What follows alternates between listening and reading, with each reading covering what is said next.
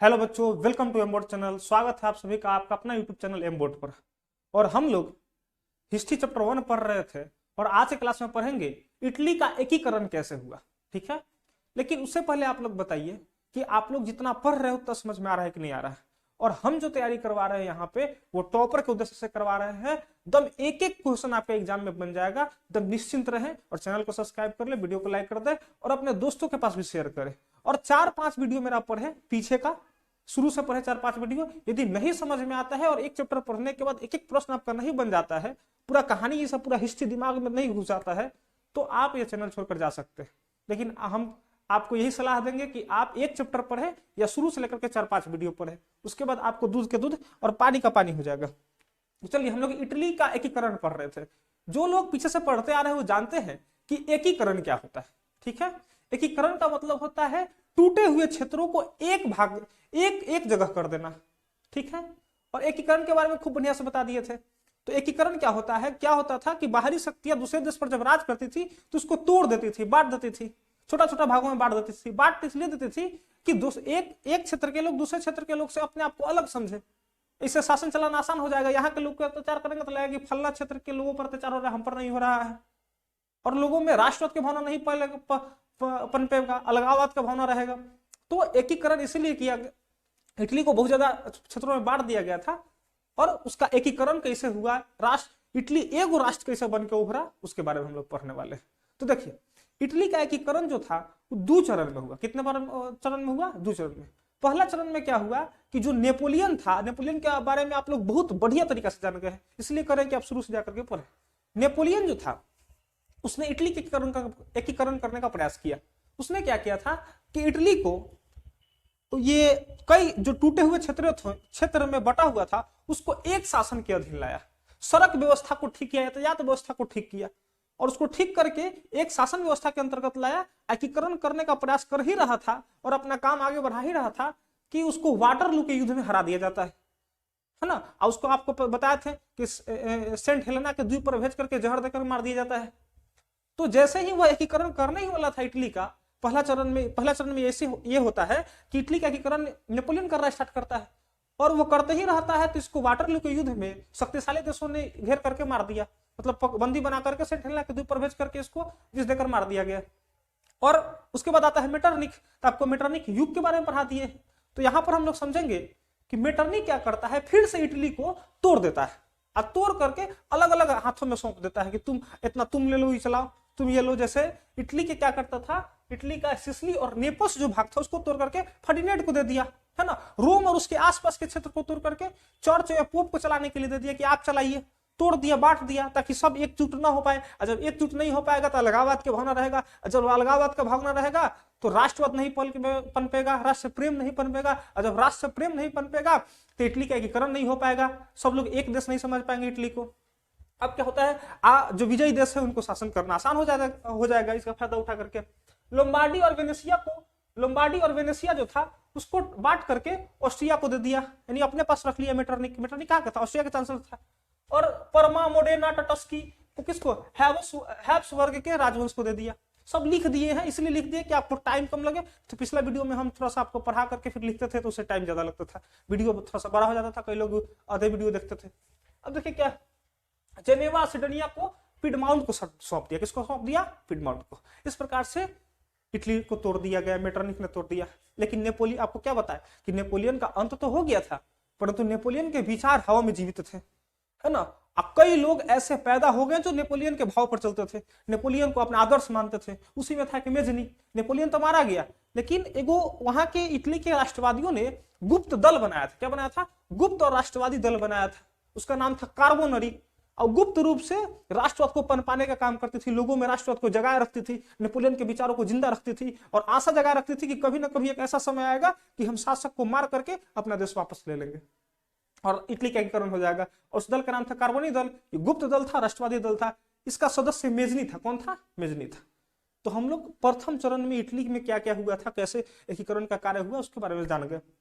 अब इटली के एकीकरण में आगे चल के क्या होता है, तो इटली के एकीकरण में 3 गो लोग जो होते हैं उनकी भूमिका बहुत ज्यादा महत्वपूर्ण होती है। एक है मेजनी, दूसरा है काउंट काबूर और तीसरा है गेरिबाल्टी।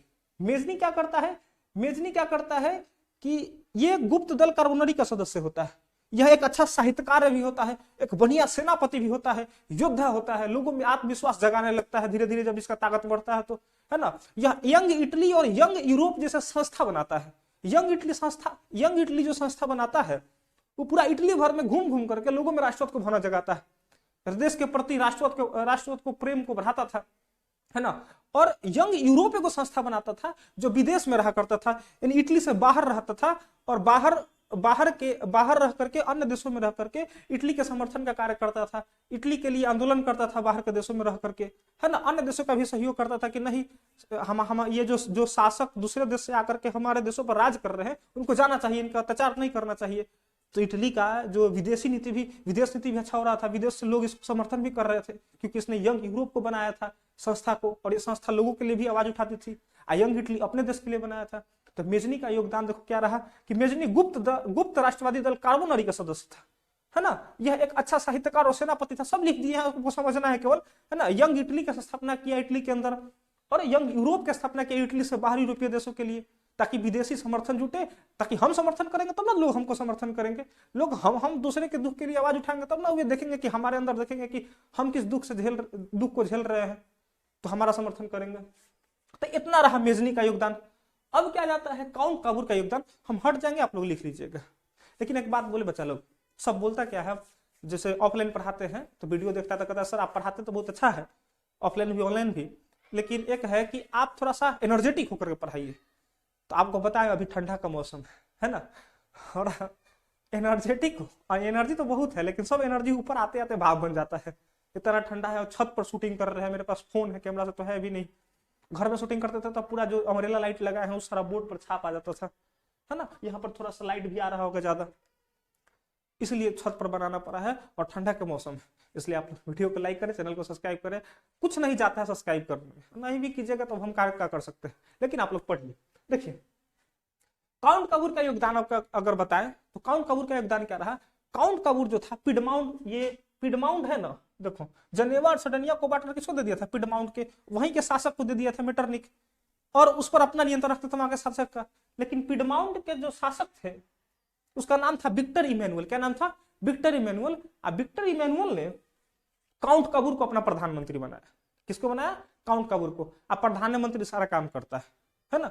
आज के राष्ट्रपति या राजा एक के बात है, राष्ट्रपति या राजा बैठे रहते हैं, मेन काम करता है प्रधानमंत्री या चांसलर।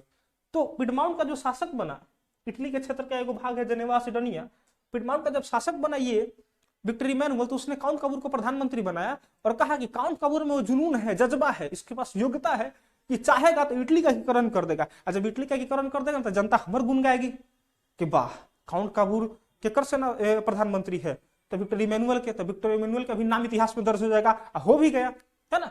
तो उसने विक्टर इमैनुअल क्या किया, विक्टर इमैनुअल ने काउंट काबूर को प्रधानमंत्री बना दिया। अब काउंट काबूर के बारे में हम जानते हैं कि क्या किया है इसने, क्या योगदान निभाया इटली के एकीकरण में। इसने क्या, यह सफल राजनीतिज्ञ और कट्टर राष्ट्रवादी था, एकदम राष्ट्र प्रेम से भर करके, है ना। राष्ट्रवाद का मतलब क्या होता है, राष्ट्र से प्रेम करना, अपने सारे जो निजी हित होता है उसको त्याग करके राष्ट्र के हित के बारे में सोचना। हम भूखे मर जाएंगे लेकिन राष्ट्र पर आंच नहीं आने देंगे, ऐसी भावना इसमें थी, कट्टर राष्ट्रवाद था, है ना। राजनीतिक के बहुत सफल राजनीतिक था, कब क्या बोलना है, कब कितना बोलना है, इसको ध्यान में था ये सब बात। और इसने सबसे बड़ा बाधा, इसके दिमाग सोचिए, नीति देखिए, इस सबसे बड़ा बाधा मानता था ऑस्ट्रिया को, ठीक है, कि ऑस्ट्रिया का जो मेटरनिक है, ये ऑस्ट्रिया का जो शासन है वो ज्यादा ही कुछ इटली पर तुलल है, इटली के, माफ कीजिएगा, इटली पर, सर्दी के समय भी है, इटली पर ज्यादा ही ध्यान दे रहा है और इसको ठिकाना लगाना पड़ेगा या तो इसको कमजोर करना पड़ेगा, है ना। तो इसने क्या किया कि बिना बुलाए ऑस्ट्रिया को कमजोर करने के लिए, खुद को मजबूत करने के लिए विदेशों में ज्यादा ही सक्रिय रहने लगा, अन्य देशों के ये मामले में अपना दखल देने लगा। अन्य देश किसी से आदमी से गरीबी से या तंगी से जूझ रहे हैं या कोई उस पर अत्याचार कर रहा है तो ये भी बात उठाने लगा उसके लिए, ठीक है, उसका समर्थन करने लगा। तो ऑटोमेटिक है कि जब आप किसी के लिए जब किसी के लिए आवाज उठाते हैं तो आपके लिए भी आवाज कोई उठाता है। अब क्या हुआ, इसने ऑस्ट्रिया को कमजोर करने के लिए, उसी तरह एक फ्रांस था, फ्रांस एक युद्ध लड़ने के नजदीक आया था, उस युद्ध का नाम था क्रीमिया, ठीक है। अब क्रीमिया का जब युद्ध हो रहा था तो क्रीमिया के युद्ध जब होने वाला था तो इसको नहीं बुलाया गया था, काउंट काबूर को नहीं बुलाया गया, यानी इटली को नहीं बुलाया गया, लेकिन ये पट से शामिल हो जाता है वहां पर जाकर के, है ना, बिना बुलाए युद्ध में शामिल हो जाता है, सहयोग करता है। इससे क्या होता है, जब ये सहयोग करता है, अब युद्ध में तो जरूरत ही था, अब कई लोग किसी किसी देश से नहीं इसलिए भी नहीं पूछते हैं कि वो हमारा सहयोग नहीं करेगा, तो इटली से पूछा नहीं गया था, लेकिन काउंट कबूर बिना बुलाए ही जाकर के उसका सहयोग कर दिया। जब ये सहयोग कर दिया, और एक वो बात बताते हैं आपको, सहयोग नहीं किया, फ्रांस के जो नेपोलियन तृतीय था, नेपोलियन तृतीय जो था, उसको अपने 2 स्टेट भी दे दिया था, नीस और सेवाय। अब नीस और सेवाय जो स्टेट दे दिया था, इससे इसका आजकल के इतिहासकार इसकी आलोचना भी करते हैं कि यह कहा दे दिया नीस और सेवाय, लेकिन उस समय की परिस्थिति को नहीं समझते कि उस समय क्या परिस्थिति रहा होगा, आज जिस परिस्थिति में है क्या उस समय ऐसा परिस्थिति रहा होगा। इसलिए दे दिया था कि फ्रांस हमको सहयोग करे, क्या करे, सहयोग करे, और अच्छा परिणाम भी आता है, आगे चल के सहयोग भी करता है फ्रांस वैचारिक रूप से। ऑस्ट्रिया के विरुद्ध युद्ध करता है काउंट कबूर, या अपने क्षेत्र को एकीकरण करने का प्रयास करता है, या शासक देश ऑस्ट्रिया इसका विरोध करता है, तो फ्रांस इसका समर्थन भी करता है काउंट कबूर का कि नहीं ठीक कर रहा है, बाद में वैचारिक समर्थन भी करता है और सैन्य समर्थन भी देता है।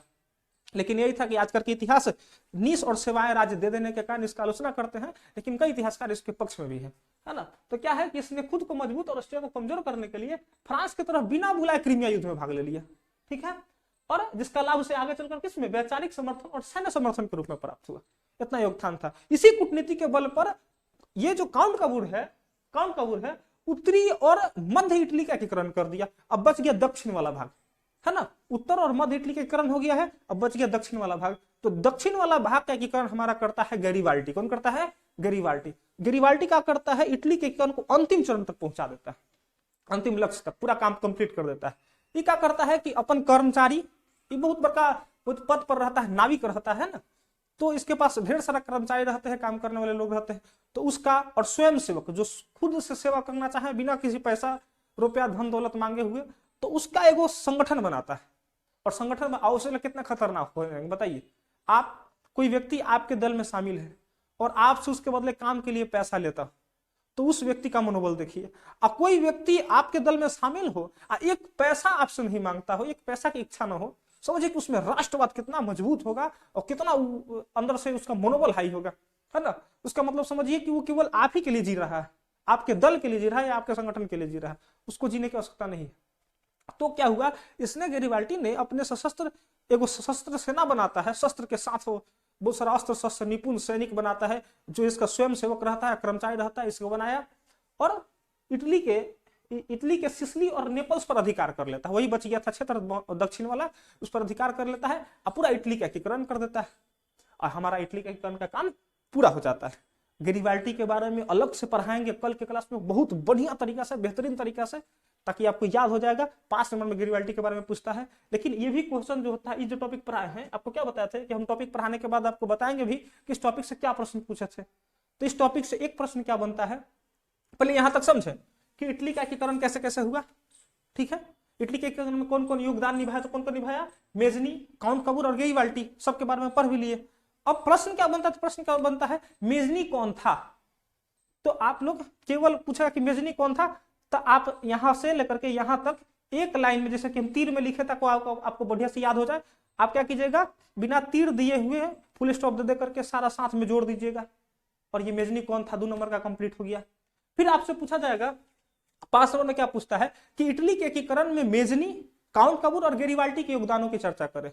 तो आप क्या कर देंगे, इटली के एकीकरण में मेजनी का योगदान, काउंट कबूर का योगदान और गैरिबाल्टी का योगदान, तीनों दे करके आप लिख सकते हैं। आप चाहे तो यहां से भी लिख देंगे तो आपको 5 नंबर खूब बढ़िया से मिल जाएगा। लेकिन यदि आप यहां से लिखते हैं पूरा तो पर ही 5 नंबर आपको मिल जाएगा। एक नोट में लिख दिए हैं कि पिडमाउंट का नया शासक विक्टोरी मेनू ने काउंट कबूर को प्रधानमंत्री बनाया था, इसको लिखने की जरूरत नहीं, ऑब्जेक्टिव में क्लियर प्रश्न। तो कल के क्लास में गैरिबाल्टी के बारे में आपको पढ़ाया जाएगा खूब बढ़िया ढंग से, है ना। उससे 5 नंबर का प्रश्न बनता है, इससे भी 5 नंबर का प्रश्न बनता है, 2 नंबर का भी प्रश्न बनता है और ऑब्जेक्टिव भी प्रश्न बनता है। तो इससे क्या ऑब्जेक्टिव प्रश्न बनेंगे वो अगला वीडियो में आपको हम शुरू करते ही आपसे पूछ लेंगे या दे देंगे या लास्ट में ही दे दे। तो आप लोग इसको नोट कर लीजिए, हम हट जाते हैं।